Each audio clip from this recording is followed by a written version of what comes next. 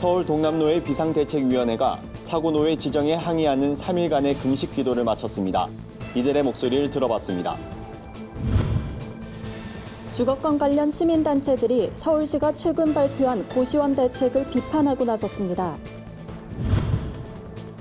3.1운동과 제암리 학살 사건을 전 세계에 알리며 조선을 도왔던 푸른 눈의 조력자 엘버트 테일러의 특별한 이야기를 살펴봅니다. 한국의 대표적인 노동운동가 전태일 열사를 기리는 기념관이 일반에 공개됐습니다. 그리스도인의 사회적 책임을 다하고 건강한 교회를 세우기 위한 신앙 공동체 훈련 교재 세미나가 열렸습니다. 안녕하십니까. 구티비 뉴스입니다. 지난주 서울 동남노회가 예장통합총회 임원회로부터 사고노회로 지정된 뒤 서울 동남노회 비대위는 곧바로 금식기도 시위에 들어갔습니다. 사고노회 결정을 철회하고 명성교회 세습 관련 재심을 빠르게 마무리하라는 주장을 펼쳤는데요. 3일간의 금식기도 시위를 마친 비대위의 입장을 들어봤습니다. 홍희연 기자가 보도합니다. 지난해 10월 열린 서울 동남노회의 정기노회 모습입니다. 시작부터 고성이 오가더니 결국 회의를 진행하던 사회자가 산회를 선언하고 자리를 떠나는 모습을 보였습니다. 이후 명성교회 불법 세습에 반대하는 노회원들이 따로 모여 노회를 이어나갔고 김수원 목사를 신임 노회장으로 선출한 뒤 회의를 마무리했습니다. 노회 내에서 친명성 측으로 분류되는 남사묵 목사는 노회가 끝난 뒤 해당 선거와 당선이 무효란 주장을 펼치며 총회에 소송을 제기했습니다. 하지만 지난주 총회 임원회가 열리기 4일 전 돌연 소송을 취하했습니다. 이번 사고노회 지정 논란은 해당 소송에 있습니다. 어떤 이유에서든지 소송이 취하됐으면 김수원 목사 측 임원회 업무를 제재할 법적 근거가 사라진 건데 총회 임원회가 사고노회로 규정했단 겁니다. 김수원 목사 측 목회자들은 이에 반발하며 지난 18일부터 3일간 총회 건물에서 금식기도 시위를 진행했습니다. 그와 같은 상황에서 수습정권위원회가 계속 활동을 하고 또 회장의 직무를 대행한다라고 하는 건 우리로서는 주권 침탈, 직권, 노회의 직권을 침탈하는 행위라고 지금 규정을 한 상황이니까 우리는 그거대로 방관할 수는 없죠. 총회 임원회는 소송이 끝났어도 노회 내에서 계속 반발이 예상되기 때문에 사고노회 지정은 불가피했다는 입장을 전한 것으로 알려졌습니다. 하지만 이마저도 법에 따른 입장이 아니기 때문에 인정할 수 없다는 게 김수원 목사의 의견입니다. 김수원 목사는 끝으로 지난 2년간 노회와 총회 안에서 모든 일을 해결하려 했지만 이번 일을 보면서 쉽지 않을 거란 생각이 들었다며 지금이라도 총회가 올바른 판단을 내려 진정한 노회 정상화의 길을 열어주길 바란다고 호소했습니다. 구티비 뉴스 홍의연입니다. 지난해 발생한 9.1 고시원 화재 참사에 대한 대책으로 서울시가 최근 노후 고시원 거주자 주거 안정 종합대책을 발표했습니다. 하지만 이를 놓고 반쪽짜리 대책이란 주장이 나왔습니다. 비주택 거주자와 노숙인 등의 주거권 보장을 위한 활동연대 홈리스 주거팀은 고시원의 채광창 의무 설치를 발표했으나 그 기준과 설명이 명확하지 않았다며 더군다나 비주택은 빠져있는 오직 고시원에만 해당하는 기준으로 시는 비주택 주민 모두를 위한 주거 대책을 마련하라고 촉구했습니다. 이들은 또 근본 종합대책이 조사도 하기 전에 나온 것이자 전체적인 계획조차 완성되기 전에 발표된 것이라고도 주장했습니다. 서울시가 언론의 보도부터 하고 나중에 정책을 수립하는 역순을 취했다며 대책 수립 완료 시기는 알 수 없다고 답변받았던 겁니다. 홈리스 주거팀은 가난한 이들은 저렴한 거처를 찾아 옮겨 다닐 수밖에 없다며 적절한 공공주택을 선택할 수 있도록 서울시가 실효성 있는 대책을 내놔야 한다고 덧붙였습니다. 서울시는 앞서 이번 종합대책은 고시원 거주자의 주거 인권을 근본적으로 바로 세우고 안전과 삶의 질을 강화하기 위한 첫걸음이라며 법 개정 건의를 통해 제도적인 개선을 확대해 나갈 것이라고 밝힌 바 있습니다. 100년 전 3.1운동을 전 세계에 알린 외신 기자가 있었습니다. 바로 푸른 눈의 조력자라고도 불렸던 엘버트 테일러가 그 주인공입니다. 자칫 역사 속에 묻힐 뻔한 엘버트의 사연은 지난 2006년 서울 행총동에서 그의 가옥이 발견되며 알려졌는데요. 그 특별한 이야기를 김주련 기자가 취재했습니다. AP통신 서울 특파원이었던 엘버트 테일러는 1919년 한반도 전역에서 일어난 3.1운동과 같은 해 4월 발생한 제암리 학살 사건을 전 세계에 알린 인물입니다. 테일러 부부는 당시 세브란스 병원에서 아들을 낳았는데 간호사들의 부탁으로 독립선언서를 아기 요람에 숨겨뒀다가 도쿄 전산망을 통해 미국 등에 그 내용을 전달했습니다. 스코필드 박사와 언더우드 선교사를 도와 일제의 잔학상을 알렸던 엘버트의 기사는 당대 언론 전반의 동향을 파악하는 데 중요한 자료로 평가됩니다. 1942년 일제에 의해 추방된 엘버트는 1948년 심장마비로 숨졌으며 자신의 유해를 한국에 묻어달란 유언에 따라 양화진 서울 외국인 묘원에 안장됐습니다. 엘버트의 특별한 사연은 2006년 그의 아들 브루스 테일러가 부모님이 살았던 가옥을 찾으면서 알려졌습니다. 기쁜 마음의 궁전이란 뜻의 딜쿠샤라고 불렸던 붉은 벽돌집. 표지석엔 시편 127편 1절이 함께 새겨져 있습니다. 지하 1층, 지상 2층에 유럽풍 창문이 눈에 띄는 딜쿠샤는 테일러 부부가 추방된 뒤 흉물로 남아 있었습니다. 주인 없는 이 집엔 한국전쟁 이후 피난민들이 모여 살기 시작했고 1960년 국유화가 된 이후에도 10여 가구가 무단 점유하며 원형을 알아보기 힘들 정도로 훼손돼 왔습니다. 하지만 엘버트 테일러의 사연이 알려진 이후 정부는 2017년 딜쿠샤를 문화재로 지정했습니다. 또 서울시는 딜쿠샤가 3.1운동을 대표하는 유적이라고 판단해 지난해 복원공사도 시작했습니다. 딜쿠샤 복원공사는 2020년 7월에 완료될 예정이고요. 복원공사가 완료된 후에 2020년 하반기에는 딜쿠샤를 전시관으로 조성해서 개관할 예정입니다. 우선 딜쿠샤의 내부 거실 1, 2층은 남아있는 사진을 근거로 고증을 거쳐서 엘버트 테일러 부부가 살던 거주 당시의 모습 그대로를 재현할 예정입니다. 일제의 만행을 알리고 관련자 처벌과 재발 방지를 약속받으며 조선의 독립운동을 도왔던 엘버트 테일러. 한 세기가 흐른 지금도 그의 증언과 열정은 깊은 울림으로 다가옵니다. 구티비 뉴스 김주련입니다. 한국의 대표적인 노동운동가 전태일 열사를 기리는 기념관이 시민들에게 공개됐습니다. 전태일 열사가 숨진 지 49년 만에 마련된 기념관은 전태일 열사가 분신한 평화시장과 가까운 청계천 수표교 인근의 6층 건물로 세워졌습니다. 기념관 정면엔 전태일 열사가 여공들의 노동 조건을 개선하고자 근로감독관에게 썼던 자필 편지가 부착됐습니다. 내부는 1층부터 3층은 기념공간, 4층부터 6층은 노동자 권익 지원 시설로 꾸며졌습니다. 전시실에선 전태일 열사의 유품을 비롯해 1960년대의 열악한 노동 환경을 보여주는 평화시장 봉제 작업장을 볼 수 있습니다. 기념관은 오는 4월 정식 개관합니다.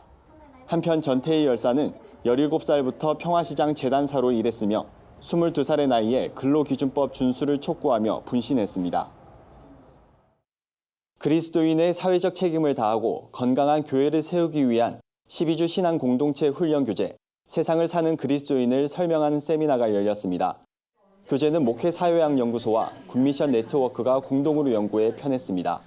세상을 사는 그리스도인 교재는 크게 하나님 나라와 교회, 하나님 나라의 삶, 세상을 변화시키는 그리스도인 등 3가지 주제로 나눠졌습니다. 세부적으로는 세상 속의 교회, 공동체와 정의, 창조와 질서 등 다양한 가치의 이야기를 나눌 수 있게 만들었습니다. 현재는 청년 이상의 성인용 교재가 나왔고 청소년용 교재는 개발 마무리 단계에 있습니다. 청소년용 교재엔 경쟁사회 환경에 지친 학생들이 복음적인 가치로 문제를 풀어나갈 수 있도록 하는 내용이 담길 예정입니다. 공동저자인 조성돈 교수는 하나님의 백성이 이 땅에서 증인의 역할과 사명자의 역할을 잘 감당하도록 돕기 위해 교재를 개발했다며 교재를 통해 그리스도인들이 먼저 하나님 나라를 경험하고 영적으로 바로 세워지길 기대한다고 전했습니다.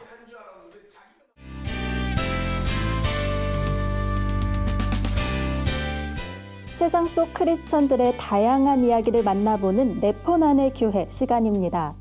서강 성결교회가 제주도에 거주 중인 발달장애 아이들을 초청해 특별한 서울 나들이를 진행했습니다. 아이들은 서울 남산타워와 롯데월드 등을 방문해 즐거운 시간을 보냈는데요. 이번 행사는 서강교회가 입당 10주년을 맞아 소외된 이웃을 섬기기 위해 마련했다고 합니다. 입당 10주년 예배에서 아이들은 율동과 찬양으로 함께 하나님을 찬양했습니다. 교회는 또 100여 명의 소외 이웃에게 사랑의 격려금을 전달하며 이웃들을 위로했습니다. 서강교회는 앞으로의 10년을 계획하며 이웃과 더불어 살아가는 교회가 되겠다는 비전을 선포했습니다.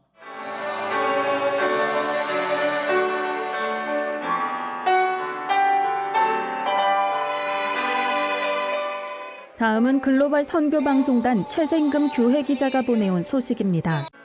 꿈나무교회가 지역 주민과 함께하는 열린 음악회를 개최했습니다. 꿈나무교회 이성배 목사는 문화시설이 부족한 매화동 지역 주민들을 섬기고자 이번 행사를 개최하게 됐다고 밝혔습니다. 소유정 전도사는 신곡 동행을 가야금 연주와 함께 부르며 극심한 우울증과 알코올, 약물 중독으로 지옥 같던 삶이 하나님을 만나 천국으로 변했다고 간증했습니다.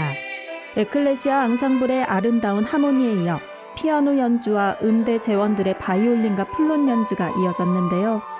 관객들은 큰 박수로 연주에 화답하며 의미 있는 시간을 보냈습니다.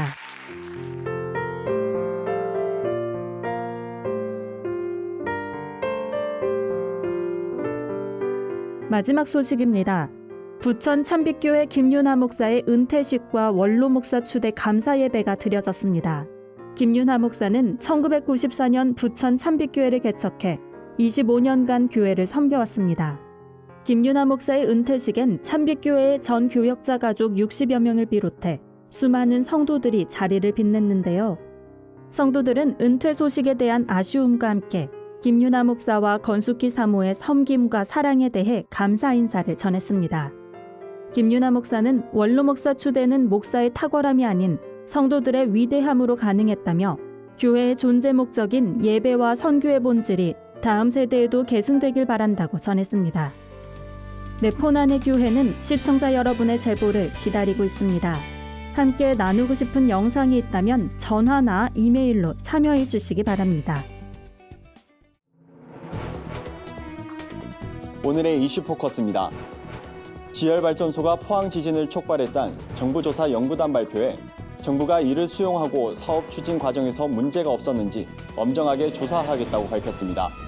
정부는 피해를 입은 포항 시민들께 깊은 유감을 표한다며 연구 결과에 따라 앞으로 취해야 될 조치에 최선을 다하겠다고 전했습니다. 이에 따라 정부는 해당 지열발전소 완전 폐쇄와 사업에 대한 감사원 감사, 정부 조사, 피해 지역 복구 등을 추진합니다. 또 정부는 포항시와 협조해 현재 중지된 지열발전 상용화 기술 개발 사업을 관련 절차를 거쳐 영구적으로 중단시킬 계획입니다. 중국발 초미세먼지가 국내로 유입된다는 조사 결과가 또다시 나왔습니다. 국내 초미세먼지 농도가 세제곱미터당 20마이크로그램 이하일 때 중국의 영향은 30%, 50마이크로그램 이상이면 50% 정도란 겁니다. 미세먼지 범부처 프로젝트 사업단은 추진경과 공유회에서 최근 5년간 중국 초미세먼지의 영향을 종합적으로 분석하고 있다며 이런 연구 결과를 공개했습니다. 연구단은 앞으로 미세먼지의 이동 경로를 파악할 수 있는 연구용 항공기를 개조해 이달 내로 운항에 들어갈 계획입니다. 문재인 대통령이 문형배 부산고법 수석부장판사와 이미선 서울중앙지법 부장판사를 임기 6년의 헌법재판관으로 지명했습니다. 이 후보자가 최종 임명될 경우에 이선혜, 이은혜 재판관과 함께 헌정사상 최초로 3명의 여성 재판관이 동시에 재직하게 되면서 헌법재판관 비율이 30%를 넘게 됩니다. 김의겸 청와대 대변인은 헌법재판관 지명자들이 기성세대뿐 아니라 청년과 사회적 약자 등 다양한 의견에 귀 기울여 기본권 보장과 헌법 정의를 실현할 것으로 기대한다고 밝혔습니다. 건강보험료를 연체했을 때 추가로 물어야 했던 이자 부담이 줄어듭니다. 건강보험공단에 따르면 2020년 1월부터 건보료 연체금 상한선이 최대 9%에서 5%로 내려갑니다. 여기에 맞춰 국민연금과 산재보험, 고용보험 등 다른 사회보험도 같은 수준으로 낮추는 입법 작업도 추진될 전망입니다. 이는 건강보험 등 4대 사회보험 가입자의 연체 이자로 인한 경제적 부담을 완화하기 위해서입니다. 실제로 공단의 건강보험료 연체금 징수 현황에서 공단은 가입자들로부터 연체 이자로 5년간 6,763억 원을 거둔 것으로 나타났습니다. 주요 단신입니다. 한국세계선교협의회가 선교 발전을 위해 헌신한 지역교회를 선정했습니다. 선정교회는 경신교회, 복된교회, 새생명교회 등 9곳입니다. 협의회는 해당 교회들이 세계 선교 사명에 적극 참여했다며 현판을 수여하고 격려했습니다. 목회자와 평신도 리더들을 위한 예배 세미나 동수원 형제 컨퍼런스가 5월 27일부터 29일까지 열립니다. 세미나 강사론 동수원 장로교회 김상현 목사, 우리들 교회 김양재 목사, 시애틀 형제교회 권준 목사 등이 나섭니다.